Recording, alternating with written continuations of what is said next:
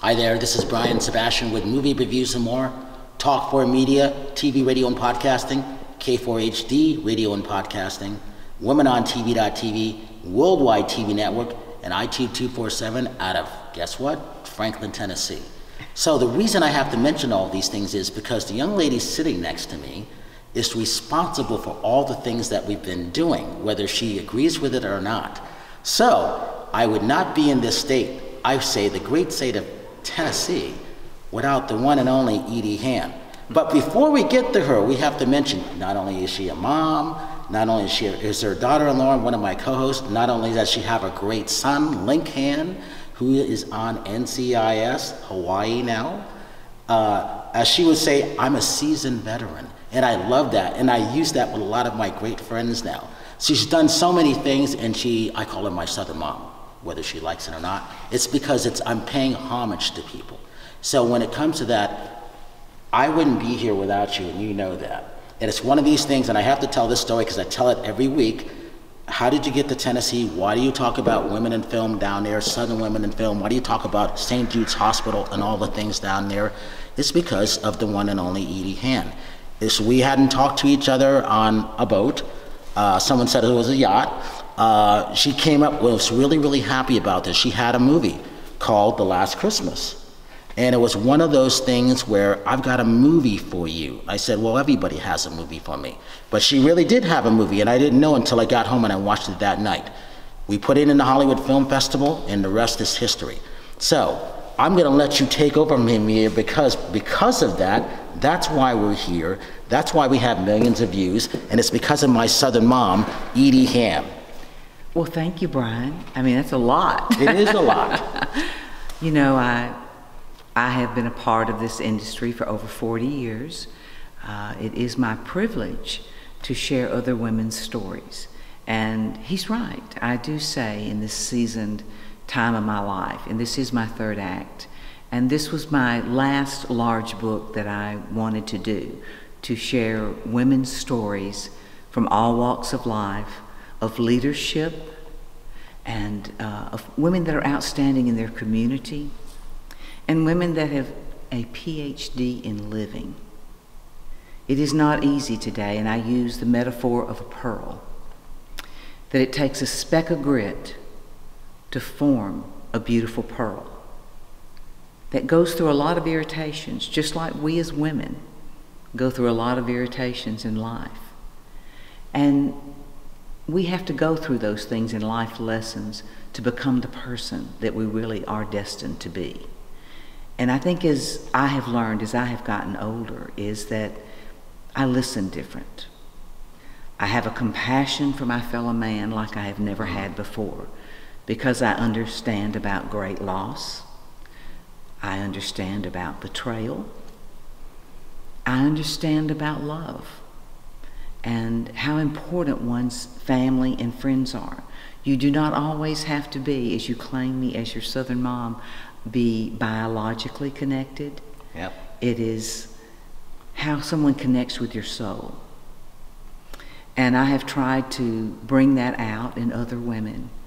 And through all of the tough things, and I'm a pretty tough lady, is that I have found that all this beauty has brought me a peace that I have never known, and that is through my faith. I am a woman of faith, and I think if we surround ourselves with like people, we can do extraordinary things for the main man. And I know that God picked me to do these stories, and I am glad that he picked me, because I have laughed and cried and shared all kinds of emotions with these women in my new book. It has brought me all kinds of emotions, as I said, in putting something of this magnitude together. You can't write or have others to give you a story and you re-edit it or put it together for 63 women and it not take a piece out of you and bring different things into you. It is like having a pearl added around my heart for each of these women. I take it very seriously. And being a part of women in film and television, I started 45 years ago as part of a group that helped to develop the first Gracie Awards, and they're still going strong in Los Angeles today. But it was about 7 of us women sitting around a table one evening having dinner in New York City. I was the Southern representative, but mainly with New Yorkers. What I learned was it didn't matter geographically where you came from. It was what was within you and your abilities to accomplish what you needed to. That's all they cared about. Could you get the job done? So I try to get the job done, Brian. Well, you do get the job done. And it's also one of those things where I tell people today, you have to have compassion. You have to have, you know, I have this rating system called the 4 E's.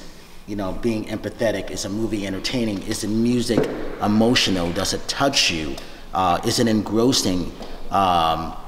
Things like that. So when I think about that, you have to have compassion. You have to be empathetic, because if you don't, we're in a whole different world and people just can't take it. And it's one of those things you have to go back to faith. And for me, being very spiritual, that's really important. Coming to the South, you really get a sense of what it's really like and why it's important here.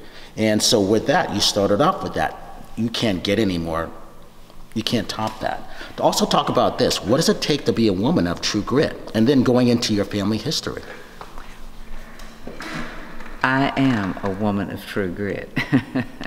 And I do surround myself with like women.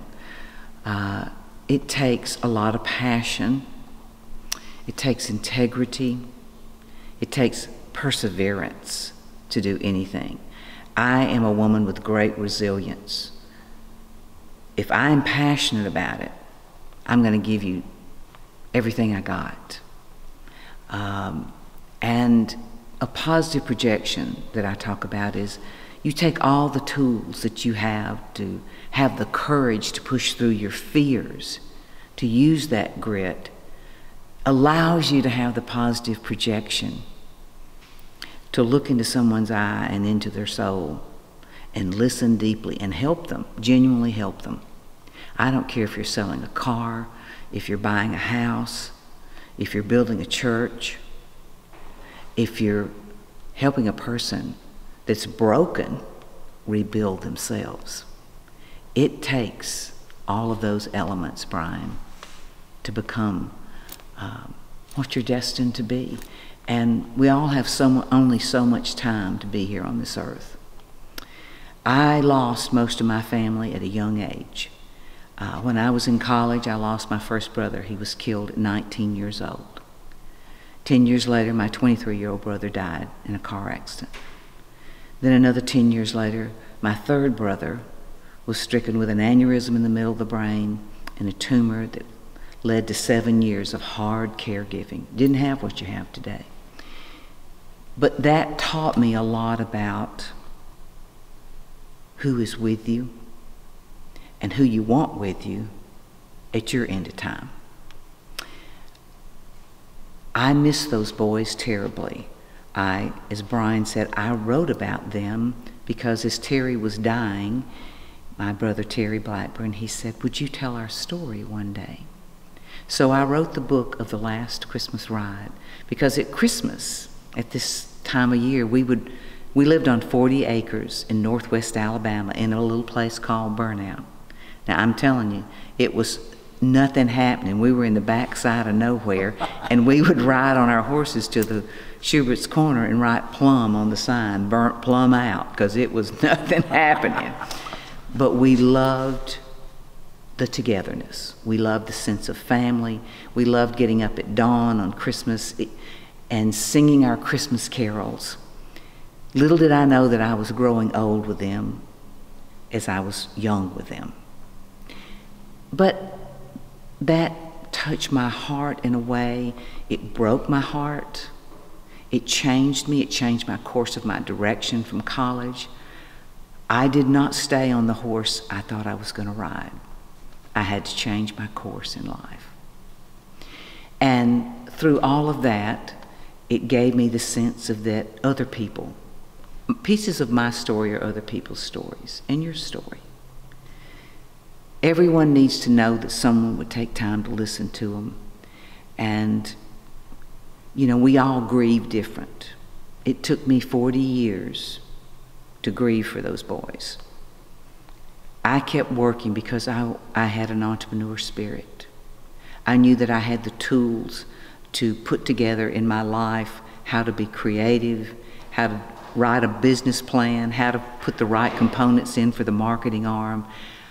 I learned those tools in college, and then I lived them through my own advertising agency. But more importantly, I learned how to treat people. I found out that I might not have them long. And then when I went through my own battles with cancer 4 times, as I lost organs and I lost pieces of me, I found a new peace within me that it didn't matter. It really didn't matter about how long I was here. It's what I did with the time when I was here. So from all of that of the last Christmas ride to these stories of women with true grit, as I tell each woman's story, or they tell me, is we have to stop and put more kindness and listening to people because of our culture today, because people do not value as much of life as they today. It's just a difficult situation, Brian. Absolutely. And so you see that everything I have done has become a full circle from that. And of my family history, I grew up related to the king of rock and roll, Elvis Presley. Our grandmothers were sisters. We had a rural farm, my grandparents did. My uncles, 8 of them, were songwriters, singers in Muscle Shoals, Alabama. They wrote a lot of hits, and they had their own issues in life. Some of my first cousins today are with Tanya Hawley, Angela Hacker. She was a Nashville Star winner. We come from a family of creativeness, but we also come from hard men and strong women. I say that my stories are moving. They're not heartwarming because some of them are just that. They're heart moving because there was alcoholism, there was womanizing. A lot of things go with this entertainment world that isn't always easy to overcome. But we have to learn to find your own way through it. And I tell those stories, those hard stories. Being a mother, that today my son is, like you said, he's an actor. He's a working actor. A new character, Charlie 1 on NCIS Hawaii. Very proud of him. Proud of my daughter-in-law. When you see my clips on ediehand.com that are linked to my Women of True Grit, you would see, first of all, the pearls with the metaphor I use, and the song being sung. The beautiful singer is my daughter-in-law, Victoria Renee. For A Better Tomorrow. Yeah, A Better Tomorrow. And this is, she co-wrote the song, she sings it. We utilize our talents to pay it forward. I may be a writer, a producer, and doing the things I do now, but it's really not, it's just because I try to use my tools to mentor young women to know they too can do these hard things. In college, in the different seasons of their life, and as we near the ending of our lives, like me, I think I remember what the late, great Buddy Killen from here in Nashville, Tennessee, we wrote the book, A Country Music Christmas together, and he said, Edie Mae, your stories of your brother and of your life, it's just, I've never heard anything quite like it. And remember, I'm a little older than you, and that when you're old enough to live, you're young enough to die. Now that's pretty powerful when you think about it. Yeah. And that's where I am. Every day is a blessing for me, and I want to share what I have learned. I hope that people see in my eyes that I love the Lord, I love life, I'm crazy about my son, and I love my daughter-in-law, and if I'm your friend, I am all in. I don't have as many family now, but what I do have, I cherish. And Brian, this is important, that what we're doing for these women of true grit. I know you've had a chance to preview this book, and I hope that people will look at it and want to purchase this for something to see that there's something for everyone in this book. Would you say that? Absolutely. Talk about this book, Women of True Grit, and Hand in Hand, because that's very, very important too. And there's many people. I remember the Irwin brothers. Oh, Hank Irwin is their father. You met their father. Yeah, and it was funny because it was like an honor to meet him. I didn't know who he was, but he was just so nice. And then last year I met the mom, Sheila, and I was like, it was an honor to meet her, because again, it goes back to the history. And me being that movie person, I love the stories of country coming out. The stories have always been there. Now they're getting wider to be told. And I think it's about time. What took so long?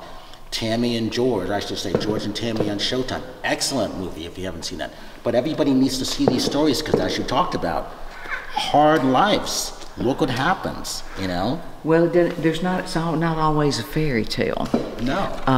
And if you live long enough, you got some baggage. And the stories in this book, I remember one of the young ladies that had grown up in a cult situation, molested as a child, came to know the Lord, found a way out, to Leanne Toohey in the book that, as people know of Blindside of it, but I got to know different people. It is about relationships. I got to know her through friends of mine at FedEx. Her daughter is married to the youngest son of the FedEx owner, and they are people that make a difference for foster children.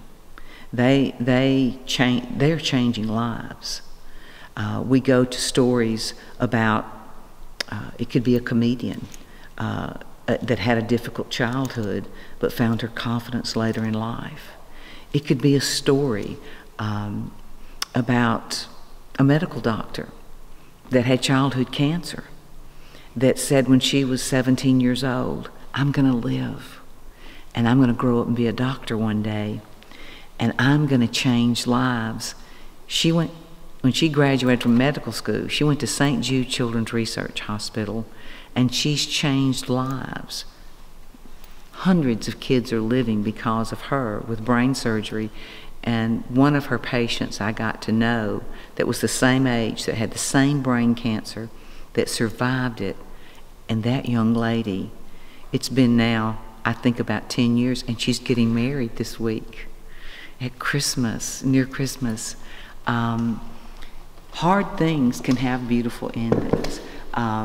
My own daughter-in-law's story in here of how she watched her sister drown, didn't speak for a year, started singing. Out of the blue. Out of the blue. And is an excellent singer. Yes. Oh, well, she studied opera. Those kinds of stories, people losing the love of their lives, how they cope with it as a widow, and being successful businesswomen. I interviewed the head of NASA. I interviewed a lady that is in charge of the human landing, that is going to put the first woman and the first person of color on the moon. That's significant. So, and I had the privilege to take some of these stories, and I've done my second of my series of Women of True Grit for public television this past year. And if they want to see them, they can go to handinhandentertainment.biz. We have the stories there. I've been a part of 5 films in the last couple of years, and even through the pandemic, in writing the book of True Grit for FedEx globally, women that are over 40,000 women, and these women tell you a story of how they grew up in these little towns and think they walk around on the streets and go, how did I get from there to here? Yeah. You know what I'm saying, Brian? I do know. And you know where you come from is that, And the endorsement, I'm so humbled. Adam Taylor, that you had the privilege, I introduced absolutely. you to go to his APM home, Music, yes. The head of it. And we've known each other 45 years.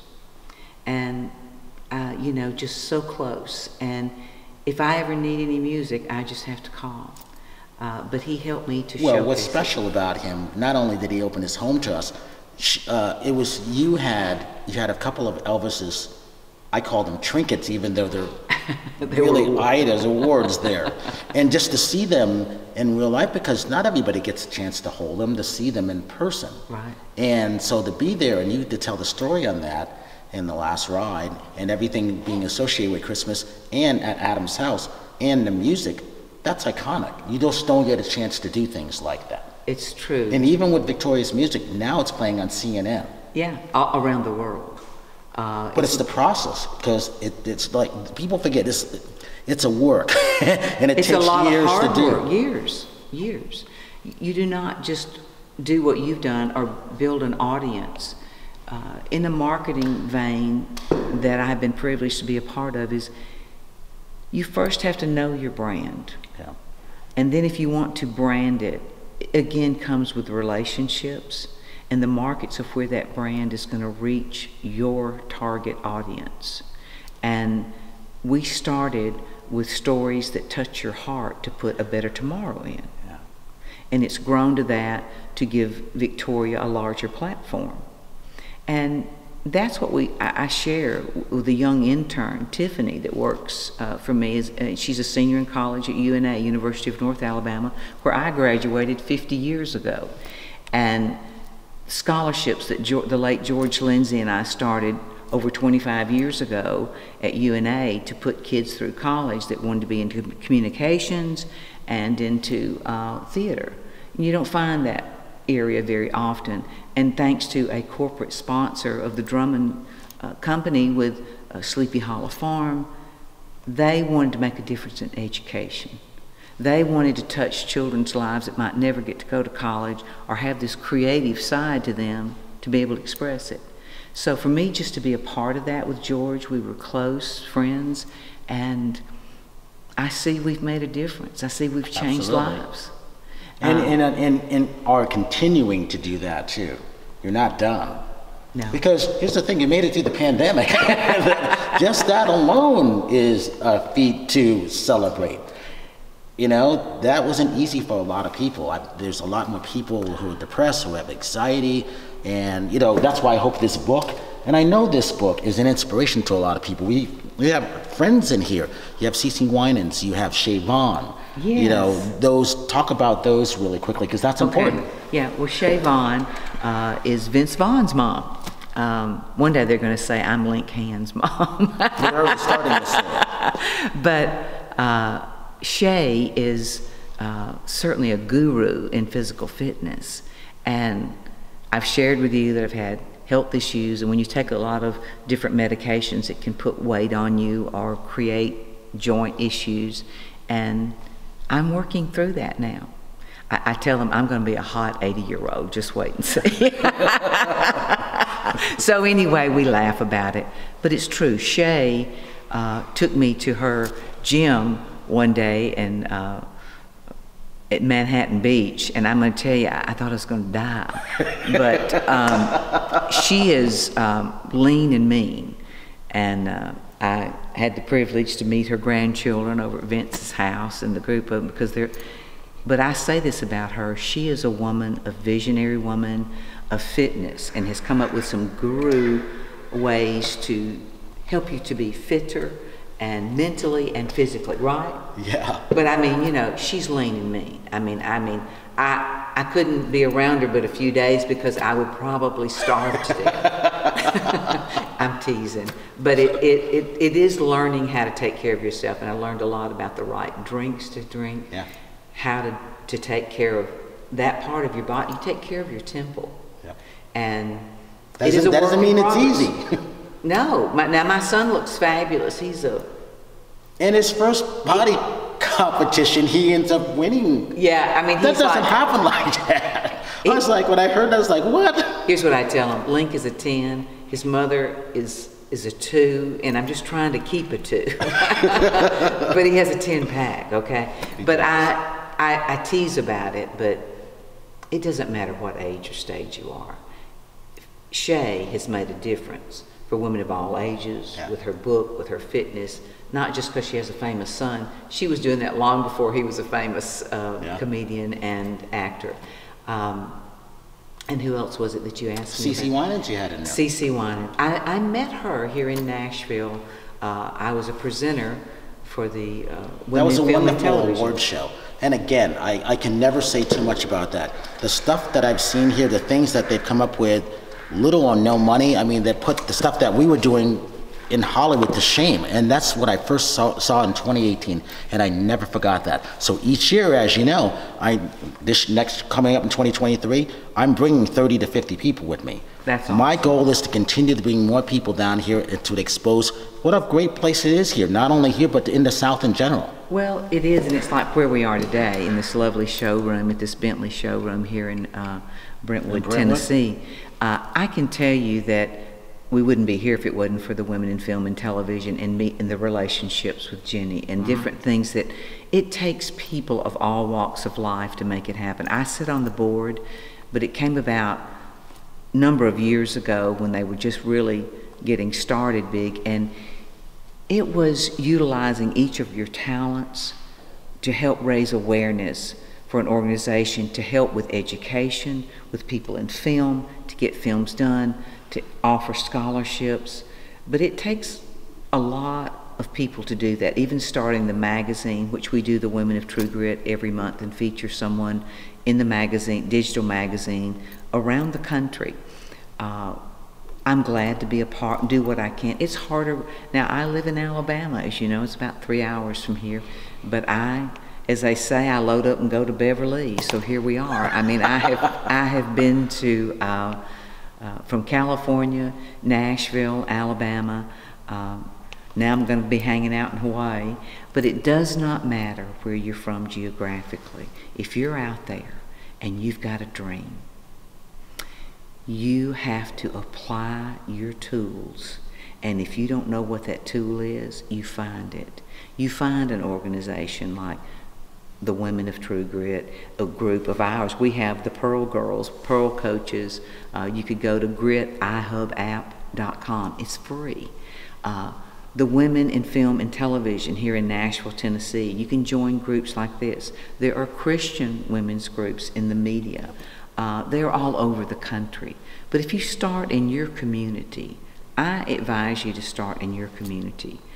I began in my own community as a young girl, reaching and helping, because I had Elvis as a inspiration to look to and see what he did for St. Jude. That's where I met Terry Thomas, which is Danny Thomas's second daughter. Marlo's the face. Terry's the singer-songwriter. She is my son's godmother. She says she is Link's mother of the West, so that's true. That's true. See, I can have a Southern mom. I just found out today from Jenny I can have 3. I didn't know that. Well, you can have a lot of godchildren if somebody in different stages of life. So all of this to say that there's a diverse groups, and even for professors. A dear friend of mine, Dr. Judy Kuriensky, you haven't met yet, but if you met her, you would never forget her. She teaches psychology at Columbia University in New York. I was just there a couple of months ago, and we took Victoria to see the Music Man. Oh, yeah. With Hugh Jackman. But Dr. Judy's Story is in the book. She was an Army brat. Her father was a dentist in the Army, and grew up in that area in Kentucky, ended up in Manhattan, still teaching and making a difference for young people literally all over the world. She just got back from Malaysia. She mentors young people and helping them to get through psychological situations and with artistic abilities, because she also is a singer and a creator and an encourager. And we need encouragers.